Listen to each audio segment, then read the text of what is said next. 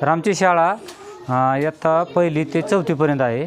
एकूण पटसंख्या 32 आहे। शाळा ग्रामीण भागात आहे, पण वाढीच्या हिशोबानं आमची पटसंख्या चांगल्या प्रकारे आहे आणि इथून एकही मुलगा 4थीपर्यंतचा बाहेरगावी जात नाही शाळेमध्ये। आता यामध्ये आपण पाहिलं असेल की जवळपास सगळ्या मुलांचे अक्षर सारखेत आणि अशा लहान लहान चिमुकल्या मुलांचं अक्षर 1लीच्या मुलाचं तितकंच आहे आणि 4थीच्या मुलाचं पण तसंच आहे। अक्षर, त्यांचं वाचन आणि त्यांचं पाठांतर, त्यानंतर परत रांगोळी काढणं, म्हणजे कलागुण जे आहेत बाकीचे जे असतात प्राथमिक स्तरावर, ते सगळे परिपूर्ण शाळा आम्हाला आमच्या पद्धतीने वाटते।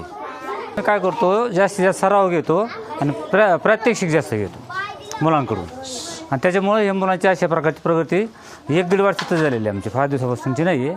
अलीकडच्या काळामध्ये जास्त आम्हाला मुलांचं सहकार्य मिळालं, पालकांचं सहकार्य मिळालं आणि इतर म्हणजे पदाधिकारी, ग्रामपंचायत मेंबर, सरपंच यांचं सुद्धा सहकार्य आम्हाला चांगल्या प्रकारे या ठिकाणी मिळालेलं आहे। माझे यामध्ये या शाळेमध्ये 3 पाल्य आहेत। तर माझे मुलं दुसऱ्या शाळेत होते, म्हणजे आष्टीला होते, एक लिमगावला होती आणि एक कानडीला होती। परंतु या शाळेची प्रगती पाहून आणि विशेष म्हणजे बेदरे सर आल्यापासून या शाळेमध्ये खूप प्रगती झालेली आहे।